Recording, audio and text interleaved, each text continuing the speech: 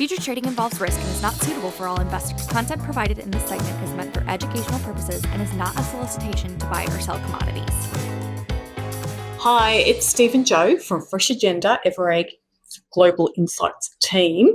And Steve, we're back this week with a bit of a rundown of what's happening in the market, including this week's GDT Pulse, of course, some trade highlights and an absolute cracker chart of the week.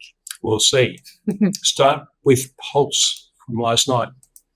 Yeah, and whole milk powder just extending that sideways run. It's 5 events in the row with not much action for whole milk powder. Small $5 a tonne gain on the GDT that was held last week, and down $35 a tonne, or just 0.9% on the previous Pulse event. So not much movement there, Steve, really. Yeah. And in terms of skim milk powder, that's continued to weaken. We've got this background of weaker Northern Hemisphere markets, of course. So skim milk powder medium heat dropped 3.3% on GDT C2 prices last week, and $45 a tonne, or 1.6% down on the previous Pulse. So a bit more of a slide there in skim milk prices, Steve.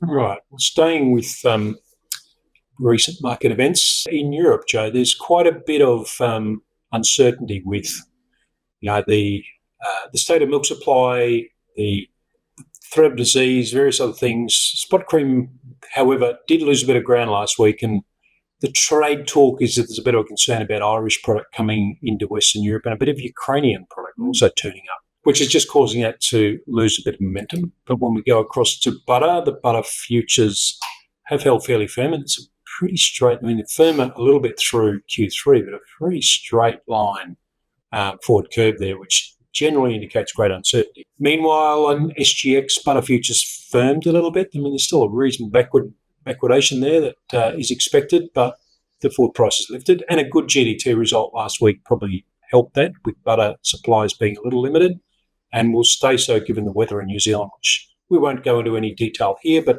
it's only getting worse. Joe, what about butter globally? Yeah, so where does that leave us? GDT results are pretty close to EU pricing now, Steve, which is a little bit out of the box. I think, we were saying earlier, probably those SGX futures are at a more realistic level, still above the US, which is dealing with an abundance of cream and butter at the moment, which we'll touch on later. But yes, an interesting spread there across butter. And in terms of skim milk powder, well, EEX skim milk powder futures did the best for a couple of weeks last week, just edging up there, particularly for the later contract periods. So, but still in a pretty tight band, I guess. And in terms of New Zealand SGX, a little weaker. And again, those GDT and Pulse events are only underlining that there is a bit of weakness in skim milk powder, despite all the efforts in this part of the world to limit supplies. Yeah. And where does that leave us? Well, we were used to seeing futures, NZX futures, well above the GDT results, but they're under now and pretty well aligned from September onwards, Steve. So not a whole lot of movement there in terms of skim milk powder, really. So New Zealand trade data came out this week, and as always, a fair bit of colour. Overall exports are up 1.4% in milk solids equivalent. You can see that's a small increase compared to where it's been the last 3 and 6 months.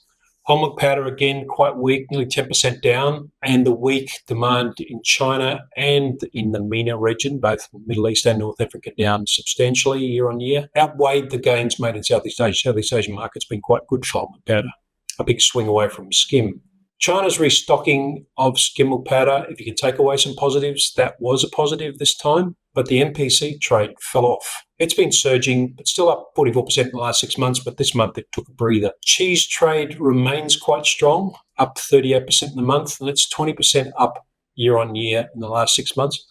But I did a comparison, Joe. Really what cheese trade is not back to where it once got to, so we're still recovering really in terms of total exports from New Zealand. We're still well short of where it got to at peak. So this is really taking back some of the share they lost to US and Australia. In fact, in the last year, as we saw in our annual summary last week.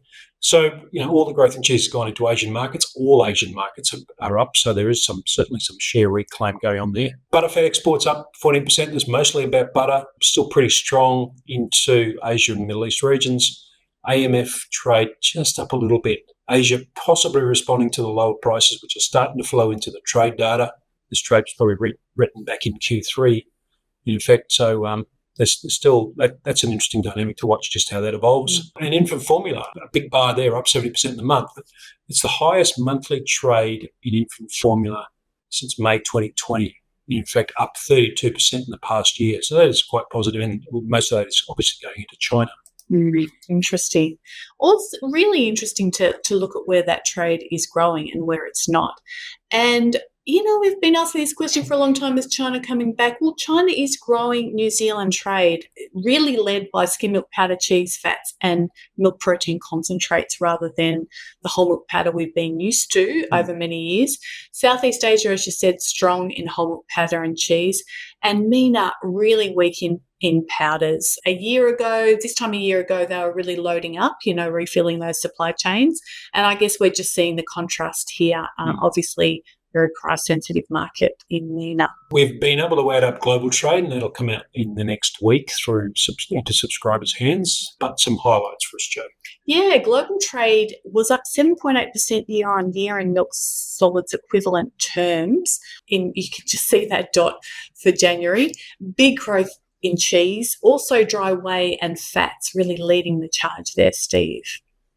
And China was the strongest in the past quarter. So that quarter to January, you can just see that orangey line there just growing over the last few periods. So, some positive signs there too. Some deep bars there back in the past, which they're a long way from recovering. So when we look at the regions, this is the league table we put into our reports. Looks at the absolute growth in milk solids equivalent trade in tonnes. Milk solids equivalent for the past 3 months. That's how we rate these. China, for a long time, sat on the bottom, and it's now flipped back to be on top. And the trade highlights we talked about earlier are reflected in the add up for the month of January. But look, mostly these are small changes in most of the regions. And the Middle East, it's all about price swings. That is compared to where it was this time last year. And of course, they were, as we said, loading up on cheap product. While on China, there's some interesting things to look at here.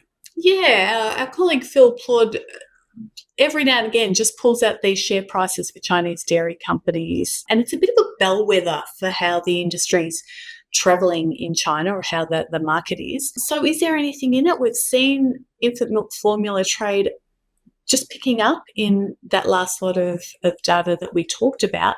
And local companies are hopeful of lifting sales, although they're still pretty flat at the moment, Steve. They're still just hopeful. I read a piece earlier today, Jo, on a roundup of what the distributors of product are seeing in the market. It's quite an interesting angle to see what's actually being sent through the supply chain. Volumes of still in Q1 expected to be flat overall in the shelves, shelf stable, or if you like, UHT, ambient UHT product, which is most of the market.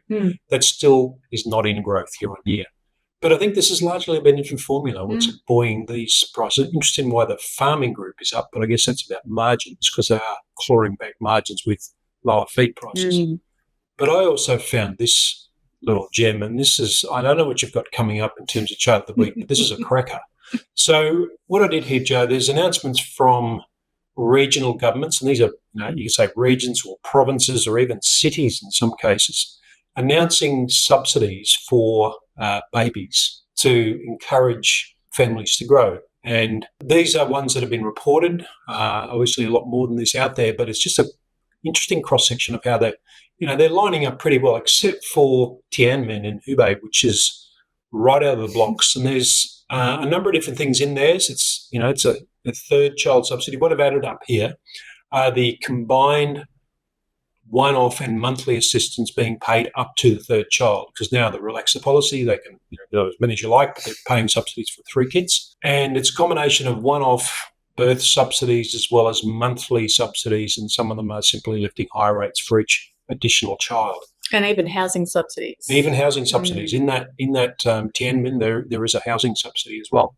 So this brings it back to a US dollar equivalent, $1,000 as an impact. And just put there to compare that, the urban disposable income estimate from last year of about $7,500 per capita, that is. So these are reasonably significant amounts of money to the average Chinese household. The implications are clear. I think that people in Tiananmen are going to see a lot of people flow into that region to take advantage of this. But will it shift the dial? I mean, people give up incomes to have another child.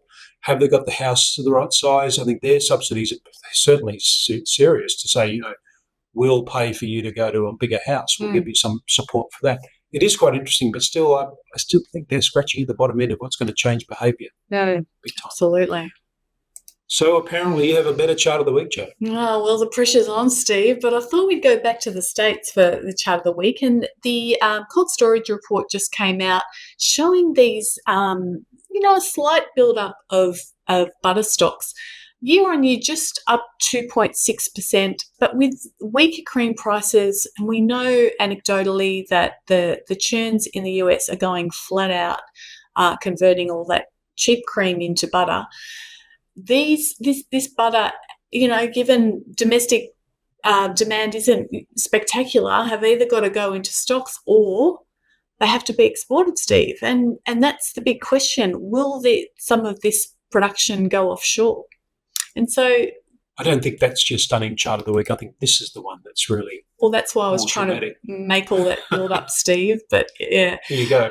So will higher exports be the answer? And there's been a lot of talk, a lot of discussion that there's more talk happening around trade. It does take a huge discount, Steve, to spur butter exports from the US. And you can just see back there in sort of 2013, 2014, we had that well below the line there, and we had, I think you said it was about 80,000 tonnes. Yeah, a bit over 80,000 tonnes of exports from the US in that year. In that period. We're well under that dotted line, and the discounts are fairly significant against both the US and the New Zealand. The highest ever. And New Zealand, the highest ever. So in 2013, we saw a lot of that product going to the Middle East, EU and North Africa. Will we see that again? I mean, last time around, those prices started heading down, or that discount started appearing, and US exporters are pretty quick off the mark, but not so much this time, Steve. And you've got to wonder if some of the uncertainty around trading conditions is behind that. Yeah, have to. And I think something we pulled out last when we looked at the trade in butterfat into the Middle East in particular, which is a big recipient of this of the 2013 and 14 trade, was that they've got a competitor putting substantial volumes in that region in the Middle East. Yes, that's India. So it's not all about just these two competitors, even though there's a very big advantage right now. But I think, that won't immediately switch on trade. So there have to be some hard work done to move volumes. But will it make a difference to that balance sheet in the US? Unlikely. Interesting. Okay. Well, before we wrap up, just want to remind people about our Global Insights package, our enhanced range of products, and you can see them here on the left-hand side of this table, that we have new global market updates on Mondays into the Northern Hemisphere, the weekly rundown and the Milk Production Weekly, both loaded with good intel on market dynamics and developments and things impacting milk production around different regions. And then each month, within a day of the release of these important data sets, trade updates, milk production in US and New Zealand, and EU production in terms of milk and products. There's more to come. I've got plenty of ideas about what we'll do here, but we're interested in feedback. So get in touch with us if you'd like to start a 3-month trial. Send us an email, as you can see, at insights@eva.ag, and we'll sign you up and get the good stuff flowing. For free. For free. It's compelling. All right. That's all from us this week. Thanks very much for watching. We'll be back again next week.